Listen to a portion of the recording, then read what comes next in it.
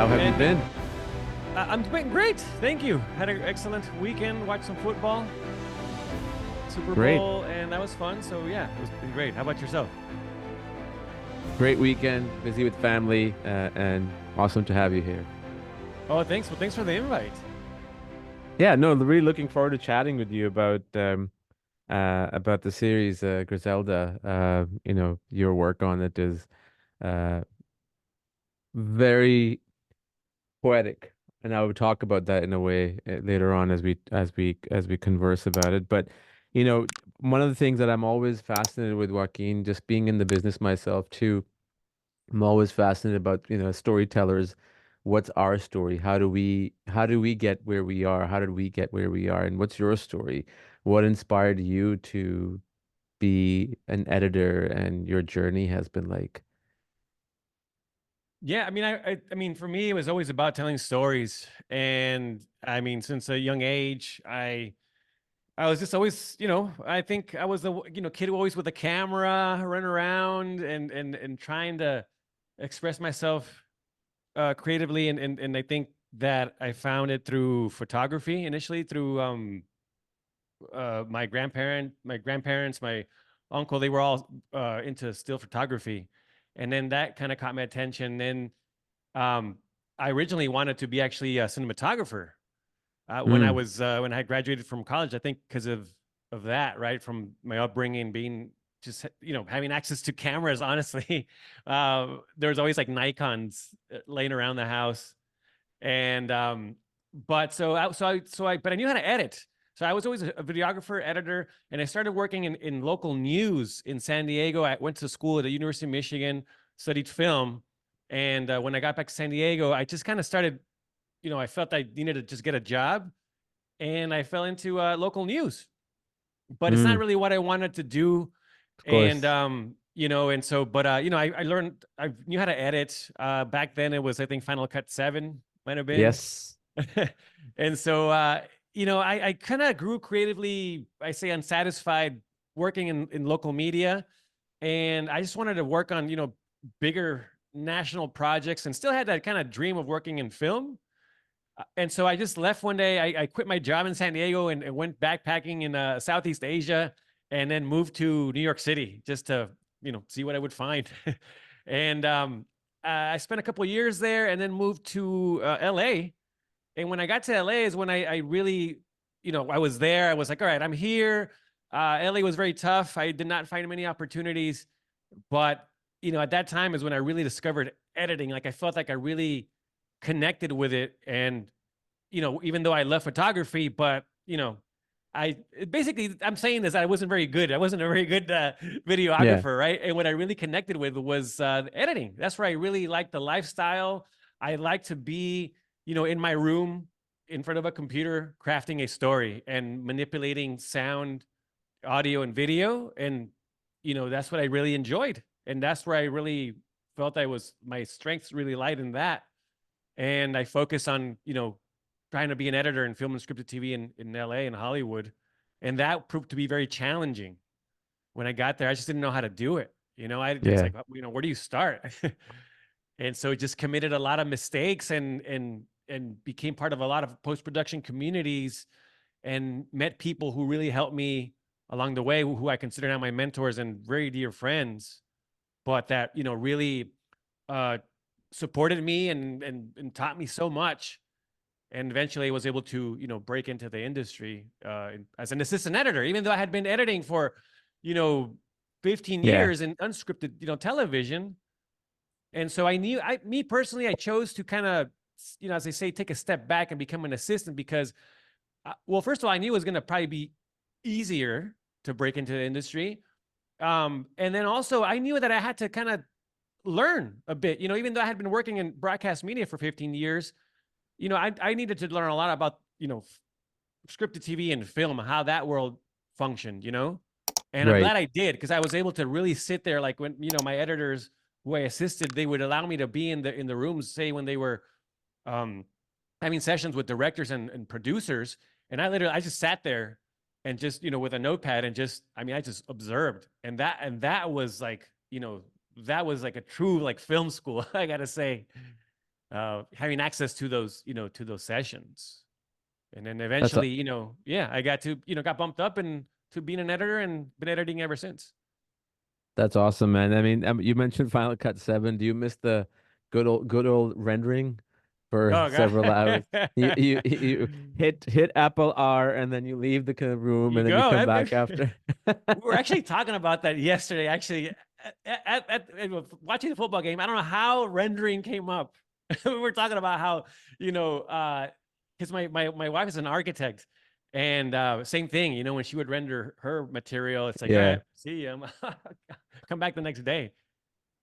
Yeah. I wonder, one of the things that you mentioned, but you wanted to be a cinematographer and you discovered editing. And I think it's a journey for a lot of people like that, that I've always wanted to be a director, but on the way, because you got to do everything on your own, you know, shot. I wouldn't consider myself cinematographer in terms of like working with lights, but like I'm really pretty good with natural lighting and all that. And then I edited a lot. I mean, editing something I enjoyed a lot. Like it's just the idea of being in solitude and just putting stuff together back and forth and testing it out. I'm not talking about films. I mean, even if you create like a 3 minute piece, like a family vacation or something for a client, it's you're trying to weave a story. And and I wonder with you, that transition, if it had anything to do with your trip to Southeast Asia in Solitude, where you discovered how, being in that moment with yourself and working on something, I think it's a completely different feeling as opposed to working with a crew. That is great too. That is awesome too. But sometimes you need your own time with yourself. I mean, yeah, that's an excellent question, and I think, yes, I think. Well, that was the thing. It was that experience, just going to Southeast Asia, like quitting my job, right? And saying, I'm going to go now backpacking in Southeast Asia for a month.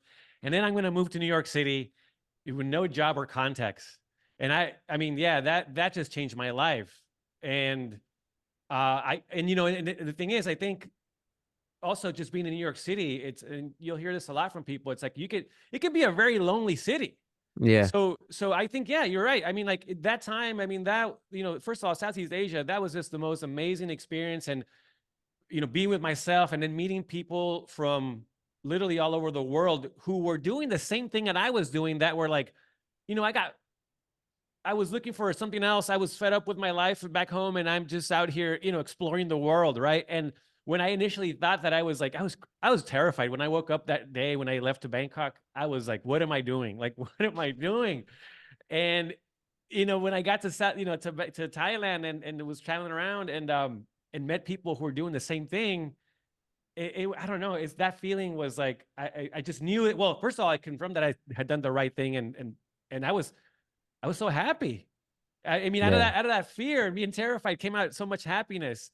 And then when I got to New York, yeah, just being by myself, I discovered a lot of things about myself, honestly. And I think, that's what I think that makes you a better storyteller. You just have so much to share, and communicate with people. And that's when people always ask me, like, what makes you a better editor? I think for me, it's just, well, first of all, traveling. I love to travel, Yeah. but also just having like experiences. I mean, like literally living life, and being out there talking with people, having conversations, especially at a time now where we're so, stuck, we're behind we're used to communicating with our devices, right? It's like literally going out and like talking to people. And I don't care if it's at the park, at the bar, or at a baseball game, I don't know, wherever. But having those conversations, I think, just make me a better storyteller.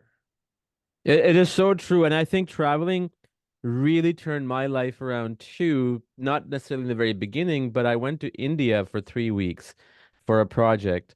And I had a small project in the beginning of the trip and the end of the trip, and I had like 2.5 weeks in between.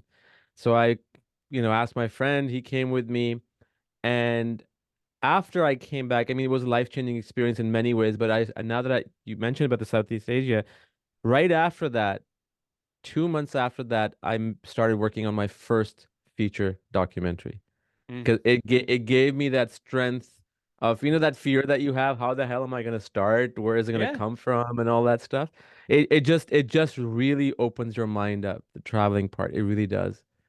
I agree with you, 100%. I mean, yeah, I mean, it's just, I don't know. It's like, you understand it. It's like, you see, literally see so much possibilities. And I think that the fear, yeah, because even like, I remember like, for example, like, even like, early on, like, when I was younger, like, and I was like I enjoyed going far away. Like I really loved going, like, I want to go Yeah. as far away as I can. And that was scary, right? But then like the more you do it, the more you're like, all right, how let's push it, right? Let's just, and then so yes, you just kind of start expanding your mind. And it certainly has helped me just kind of, eliminate that fear from taking risks, I suppose, you know? 100%. It's so true. I mean, we can have a separate conversation I thought- about this, for hours. But before I jump on the next thing, I just want to share something on the same note. Around the same time when I went to India, a year before that, I went to the western part of Canada, in the Rocky Mountains, and I mean, I live in Canada, so I had to go there for work. And there is this place which divides two provinces, British Columbia and Alberta. It's a small village of 240 people. It's called the Field. So you get off this highway, which is not really a highway because it's in the mountains, and there's this bridge, and there's this information center. So I parked my car in the information center and I go to the bridge and I look around me and it's all mountains. And then beneath the bridge there is this water flowing with, small rocks and pebbles. So I went down and I sat down there. Before I know it, 2 hours had passed.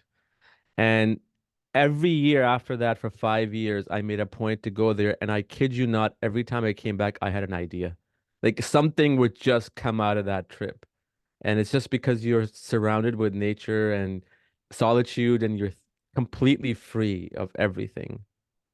I, I understand what you're saying. I mean, and that's to, even now, like, yeah, we could keep talking about this forever, right? It's like, Yeah, but I mean, like, for me, like, I discovered, fairly recently in the last couple of years, like meditation, I mean, that to me now, um, I made it just such a big part of my life now. And that in itself, I mean, just so that you're sitting with yourself, whether it be, in nature or like, I do it here in the mornings in this room, sure. but it's quiet, and and that's when I start out of that. I process, I think, come out a lot of ideas, being just simply with myself. I run a lot. I'm actually training for a marathon. And when I Mm. go out, in my long runs, 15, 20 miles early, I'm just around nature. I run around this place called Coronado Island, and it's just, I mean, it's so inspiring, and that's where I get the most ideas, I think, Yeah, for sure. from the moments. Yeah, yeah. And it's probably consciously and also subconsciously without you knowing that you're getting these amazing ideas and how to cut or how to tell a story. Mhm. Wonderful. Exactly. No, exactly. Yeah, and no, and yeah, I mean, I love that we're having this conversation because it really, again, when people ask me, it's like I don't think they expect, they ask me like, how do you become a better editor? I I think they probably rely more on like something more technical, or I don't know. And then I start thinking about like, yeah, I like to go on a run and go to, Cambodia Yeah, and yeah. meditate. And that's, and so, but yeah, that's really it, is it? Yeah, I think the key word here is what you said, is you push yourself to do something that you don't want to do and you get over fear. And when you get over fear, you're a free person and you have all this, then you're not afraid to make any decisions that you might be afraid of had you not overcome your fear, No, I mean, right? and I get it. Yeah, no, I mean, that's the thing. It's like I get so excited talking about this because that was the thing. Like for me, I had talked about, for example, like when I was in San Diego, I grew up in San Diego and Yeah. Tijuana, in the border region with Mm-hmm. USA and Mexico. Yep. And so I talked about, like, for 10 years, I would be talking about like, yeah, I want to go to New York City. I'm going to do this. And I wouldn't do it. And it was literally just fear. It was fear. Right. Until one day, because I had an uncle that lived in New Jersey, and he was like, all right, dude, like, Mm. you know, when are you going to do it? You've been talking about this for like, 10 years. I'm like, and it just kind of hit me. Right. And again, I was so afraid, and going to Southeast Asia and then going to New York. But it was like that when I got over that hump, like literally, like you said, it's like once you do it, you're like, oh my God, like, it's like I'm capable of so much. Yes. and taking so many risks. And like now, even now, and I still do it, right? Where I'm just so, conditioned to that feeling. It's like now it's like I kind of thrive off of it, honestly. Same you, here. you know, Same here. where it's like, all right, if I fall, I just get back up and right, it's all right. Let's do this again, right? And but yeah, I understand initially it's just getting over that, initial fear. But once you do Yeah. it, you have so many possibilities. And the thriving part is so true. I mean, it's like an addiction for me, Exactly. knowing or not knowingly to fall. And I will always tell myself, okay, this is like you know when you get rejection in the beginning in life in Yeah. anything, like whatever it is, Yeah. you're down. But when you get so used to it, it's just like, let's go on. Like it's just so easy to get over it. I'm sure there's bigger obstacles in life that, losing someone, that's something you can't Right. get over, Right. right? But it's about just conditioning your brain to that thinking, and it helps a lot. I mean, yeah, this is great, man. Let's talk about your work on Griselda. How did you come on board on this series? And did you know about the story beforehand? Yeah. I mean, I knew about Griselda Blanco, yes. And, from, I honestly, I remember watching the Cocaine Cowboys documentary, Mm-hmm. which I know everyone references. And so I think that's probably the first time I heard about Griselda Blanco. I mean, many years ago. And I mean, when that came out, it might have been early 2000s, I think. Yeah. And, and so yeah, so then eventually when my first big break in Hollywood was Narcos Mexico. And I started there as an assistant editor, and then got bumped up, got promoted to editor on season 3 of Narcos Mexico. Around Mm. probably I mean, I want to say probably season 2, end of season 2, we started hearing about this project. We started hearing the name Griselda and Sofia Vergara, and it's just kind of, you would hear around the hallway, at the office. And so it's like, oh man, like that, I mean, so I'm a big fan of Sofia Vergara. I've been following her career, since she was like a, travel show host back in the Yeah. day. And so I was like, oh man, like that would be cool, right? To see her like in her, like this type of role, right? Because she's known for comedies.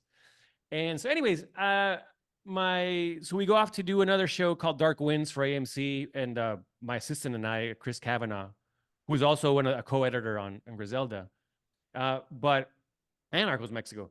And so when we were on Dark Winds, we started hearing more and more about it, this project. And when I think, heard that it was happening, I made it a point to, reach out to our producers and our director, Andy Baez, who Andy Baez had been on Narcos since the very beginning, since Narcos, the Colombia edition.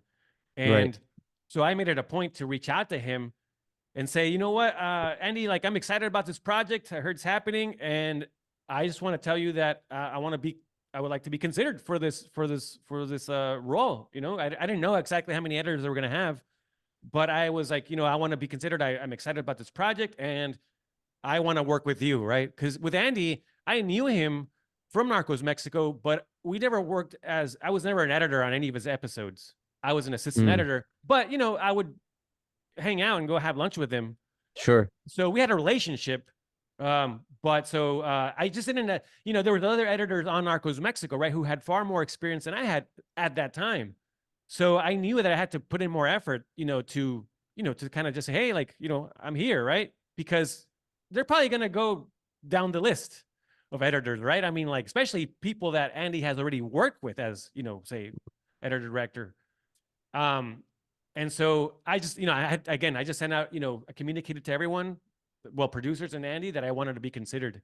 And then, yeah, eventually, I got the call that, Andy wanted to work with me, and that's how it happened. Wonderful. And which episodes did you work on? Did the odd episode. So 1, 3, and 5. And then Chris and I co-edited episode 3. And then I just Mm. want to give a shout out to Kelly Stuyvesant, who did the even episodes, Two 2, and 4, four. and 6. One of the things, because the series is out, I can talk about a few things.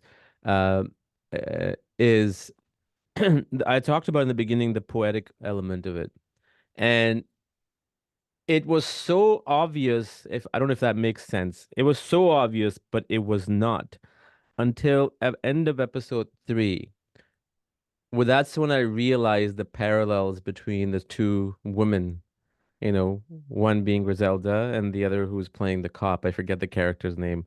Um, like how their lives are kind of going this way, and then one falls and the other goes up, and then she falls and it was done so beautifully. And as soon as the episode 3 ended, I'm like, holy crap, that is so poetic. Like that is just, and it was not in your face. It was just very subtly building up, and it came out beautifully. That's just a comment I just wanted to make. Awesome. No, Yeah. thank you. Thank you. But working with something like this, which is so character driven. I mean, without Sophia, I don't think this series would work. I mean, she's phenomenal in it. And dealing with all the narratives and putting them together, yourself and your team, your co-editor, how were there any challenges that you faced on the episode that you worked on where, it happened on every series or film where there's a scene that you really want to have in there because it's good for the film, but because the pacing gets kicked off, you have to take it out. Was there anything like that that kind of made you feel, eh, I wish could have included that? Oh yeah. I mean, well, I mean, episode one. I mean, the first episode.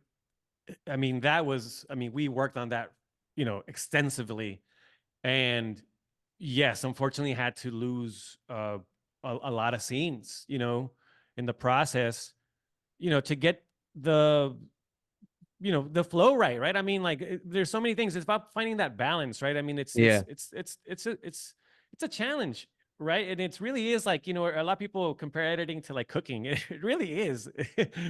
And but yeah, episode one, I mean, we there's a lot of stuff that was kind of left out, was a lot of the backstory of yeah, Griselda, right? And we kept some in there. Other stuff just had to go. I mean, like there was one, yeah, there was one scene where I did fight for, and and it just, we threw it in there, took it out, tried it back in, and it just, doesn't work. And again, it's like, kind of going back to like, what we're talking about, say, you know, fear of maybe making mistakes or rejection. It's like I tell people about editing. It's like you have to be comfortable with that, because if you're gonna, and you have to pitch something, right? You have to say, if you believe in something, you got to say you can fight for it, right? sure. And if people are not gonna, it doesn't serve the story, you know, they're gonna take it out. Like, don't be offended. It just Yeah, doesn't yeah, work, right? But yeah, I mean, episode one, I mean, like we restructured that thing many times. I mean, we tried, and that was a cool thing, because about on this series, that it was more like a feature film. It had one director, 6 episodes, and again, we worked on this for a year, and we spent a lot of time on one, just really trying. I mean, literally trying everything and reordering stuff, and eventually just settled on what we felt was the right version of it, right? But yeah, like in that process, you let go of things that, I mean, it's like it's a conversation, right, with many people, with the team, and yeah. saying, what, and having also people viewing it, right, giving their opinion, from our cinematographer, our the post PA, and everyone, what do you think? What are you feeling, right? And also Annie and I watching the cuts, and look over at each other. And that's the cool thing about being at the office versus being like a remote, kind of setup, is that you can look Of course. over and see how people literally are, like body language. And that's what we would do. We just kind of look over, and we knew when we were not, when the rhythm was off or whatever, it's all right, hit the space bar, let's stop, and let's figure this out, right? But yeah, I mean, like it was, again, episode one, it was just, we, so many things that we tried, and yeah, unfortunately, some stuff had to go, but it's only to serve the story. Yeah. Was there any scene involving her husband's backstory of how he was the way he was, like, giving his wife away? Like, was there any part where in the script or in the was stuff that was shot, his backstory of showing who he is and why he became the way he is? There was a bit of more of exploration of that, yes, for sure. Um, Yeah. in the script, and also what was, I mean, what was shot, yeah. In the end, it was, this one, we just really wanted to be more with Griselda. That was the thing, we wanted to be with her. And that was also the conversation, say, you know, because obviously, you know, look, it's the same team as Narcos Mexico, right? Or Narcos. Hmm. And initially, I mean, and I don't think even it had to be a conversation. We just kind of knew that we didn't want to make another Narcos, you know? Obviously, this one, you know, for example, the show, you know, doesn't have like that iconic, you know, main title and song. You see just, you know, Griselda on over, you know, Sophia's face. And we didn't have any, you know, archival footage and voiceover. And also the thing about Narcos Mexico, I'll say, because I worked on that, you know, you're following literally, you know, these cartel bosses around Mexico. There's so many. It's this universe, right? And like now the difference between that and Griselda is that this is just her. This is her story, right? And so I think, I guess going back to episode one, it was kind of narrowing that down and having more of that focus, like on her, being with her. Yeah. And I'm glad you mentioned the opening, if you want to call them titles or Yeah. credits, is that every episode ended with her, if my memory serves me right, and more or less began with her like following like an epilogue. And it was just like, even if your mind is swayed away for 2 or 3 minutes from her, she comes right back in, and then the way she carries herself and her arc, her constant arc, kind of going back to what you and I were talking about failure. Like, the entire series, it's her like falling down one after another, struggling, struggling, struggling. And that's something that I find very interesting in a story, any story where the character is struggling. I mean, that's pretty much most stories are. I always wonder if the editor and the director, their own struggles in life translate through that very naturally without them knowing that the character has to go through all this because that's what they go through. I know, absolutely. I mean, like, I think so. I mean, it's, you know, I mean, yeah, that's what I mean. Look, I mean, I can't speak so much for Andy, right? But I'm saying like Yeah. for me, yeah, I mean, it was, yeah, I mean, it was, there were so many, it was such a, I mean, it was tough. It was tough. And it was like literally, trying something, failing, and then like, getting back up and finding a way to keep going. That was the thing also, especially in LA. Like I wanted to quit so many times where I was like, I don't know. I felt I'll be able to work in this town. It was tough. But then you just push through, you push through, you push through. So yeah, that definitely translates. I mean, obviously this is a whole different, Yeah, story, yeah, that's right? fine. That's fine. But I mean, like, but yeah, you can't, you kind of relate in that regard. I gotta Yeah. say, you know. 100%. 100%. And what was this series this was shot after COVID, right? Or during COVID? Do you remember? This was after COVID. Yeah, we Okay. started we started in January 2022. And was it were you getting dailies as the production was going on, or were you just kind of handed everything at the end to kind of figure it out, or how was the workflow for that? Yeah, we started, we probably got a prep week, a week of prep, to kind of, talk about all the remote setups and whatnot, and then so yeah, I mean they started, from the first day of production. We're always one day behind, so if they Mm, shoot on a Monday, we'll get that footage on Tuesday, right? And so the way it was set up is that the first 6 months, we were all the editors and the assistants were remote, so we were all at home, and mm, so the dailies were all uploaded to us, from the lab. They prepped the dailies, sync it up video and audio, and then we would, just like if you were at the office, open up the Avid, and our assistants would see the footage and organize it. And then the second half, last 6 months, we were doing a hybrid setup where we would go into the office, a couple of times a week and work with Andy and Eric Newman, and sometimes Netflix would pop in, and which I loved. Again, I love that setup in general, just hybrid, being some days at home and then like some days at the office, and being able to collaborate in person. But yeah, they shot, production shot, I think it was around 100 days, a little bit over 100 days of shooting. And we had a production when it took a hiatus there, took a break towards the end for about 6 weeks. And so, but editorial kept going. We still kept cutting. So again, that was great because we were just at that point not getting any dailies and just focusing on our cuts. And then Mm, also, and Andy, the thing is though, Andy, he wanted to see scenes like every day, pretty much. So as we're getting dailies, getting footage, I'm having to send out, we're having to send out scenes to Andy for him to look at. And so it's like, and then we get notes about those scenes from Andy. So we're doing this kind of like editor's cut slash director's cut as he's shooting. And I don't know how he does it. Being able to be on set and then like watch these scenes and then give us notes. And then like, I mean, Andy has so much energy. Andy has so much energy. So yeah, it was just kind of like, and his idea was like, you know what, let's get ahead. Let's get as much ahead as possible. Obviously, I'm going to have my time, right? Andy's saying, I'm going to have my time to sit with you, but I just want to get ahead as much as possible and gain a lot of time. So we're just crunching it right. out, you know? Yeah, no, that makes great sense. And I wonder with series, if it's like this. I spoke to um Richard Francis, who's edited films like The Rock, Seven, Shawshank Redemption, Green Mile, like the classics. And he would always tell me, like every time I speak to him, that pretty much everything that he worked on in the 90s was always working with Frank Darabont or Michael Bay or David Fincher, on the set. So him and his teams would be physically on the set, so they would get the footage, Mm. dailies and work on it. Is that any way happening right now in the world of series, or is that not something that is even conceived?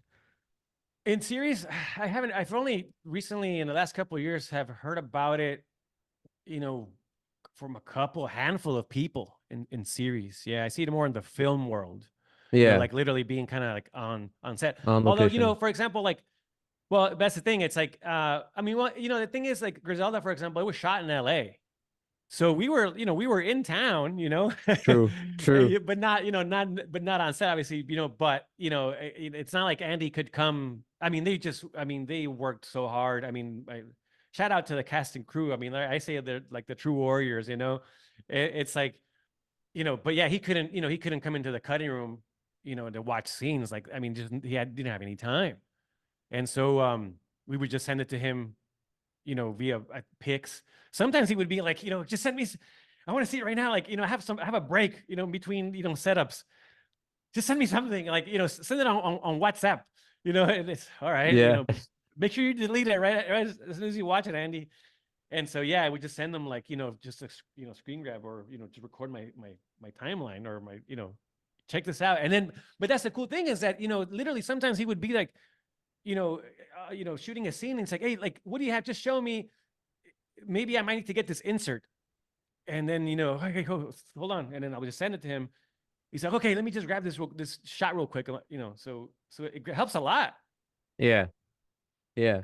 No, that's true because just being physically on the set, one of the key things you said, like the body language of showing it to people and how they react, like you can tell with an audience, like even in a movie theater, who is enjoying it. Like, as soon as you see a phone light turning on or somebody passing popcorn to someone else, like that means they're distracted and it's not holding it for them, right? So, Oh, absolutely. And that's the thing. It's like we would initially when like during our early on in the process when we had our kind of like our first cuts, uh, we watched all episodes like 1 through 6. It was me, Kelly, the other editor, Andy, and Eric Newman, and we would sit yeah, there all together, watch every episode, and have like discussion about it. And then, like I said, like the cinematographer would pop in. He's like, hey, Andy's like, sit down. You're watching this episode, and at that point, obviously, I had seen it like so many times. I'm actually watching the people watching the show. Like at that point, it's like I know the episode, right? It's like so I'm watching them and just seeing, like you said, just how they react, and you start yeah, seeing things, and then everyone has a different opinion. And then sometimes people have to, when everyone's saying the same thing, it's like, all right, we got to fix this, yeah. or do something about it. But it's a It process for it sure. it is, and it's interesting you mentioned that we're talking about looking at the audience. I remember, when you're starting out in the world of film, not necessarily production, at least this has happened for me. I remember the very first film that I did, I was looking at people in the movie theater for something else. It was, what's the word I'm looking for? um, filling up my ego. Like, do they like this? You know, like I wasn't looking for the other thing, like, are Mm. they getting distracted? But after that film, I realized how important it is to look for the other, because when you look for the other, then the automatic, if you want to, serve your ego will automatically come after fixing it or tweaking it. But yeah, no, that comes in really, really handy, getting audiences' reaction if they're getting distracted or not. Especially nowadays when everybody's attention span is less than a minute. I mean, it's insane. Well, that's the thing. Exactly. It's Y- insane. Yeah, I mean, yeah, no, exactly, and even and that was kind of also a cool thing, like being at home, was that my wife would and she would do like some ADR lines where we needed, hey, do this line, real quick. Uh, but like, yeah, hey, check this out. Like, what do you think? What do you think? And in the process, you're just kind of going there. All right, Yeah. cool. That's awesome, man. And what's lining up next for you that you were able to talk about? Well, right now, just kind of exploring, again, for me, it's just about trying to get working with good people, and something that's gonna challenge me.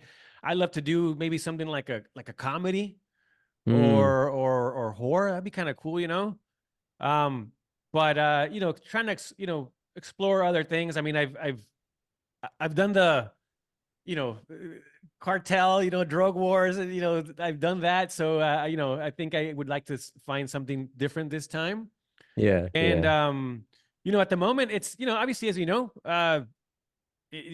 it's been a slow time here, and in Hollywood and in the industry in general, and so just hope that things pick back up, soon, and we can get back to working again. It was a rough year, and so just but I'm excited. I'm excited what's ahead. It's like I think it's a time of transition, I suppose, and that's also, like, in a way, exciting because I think a lot of good opportunities can come out of that, Yeah, but we'll 100%. see. We'll see. Do you ever consider yourself directing or being a cinematographer on a project, whether it's your own or somebody else's? I mean, the cinematography thing, I'm good just doing my YouTube videos, for my mentorship platform. I think I'll leave it at that, Okay. Um, but I still enjoy it, even like, I just recently I bought a new camera. I bought lenses. Like I love it. I love Yeah. cinematography and photography, directing, you know what? I don't know. I mean, I'd love to do something probably, yeah, you know, my own project.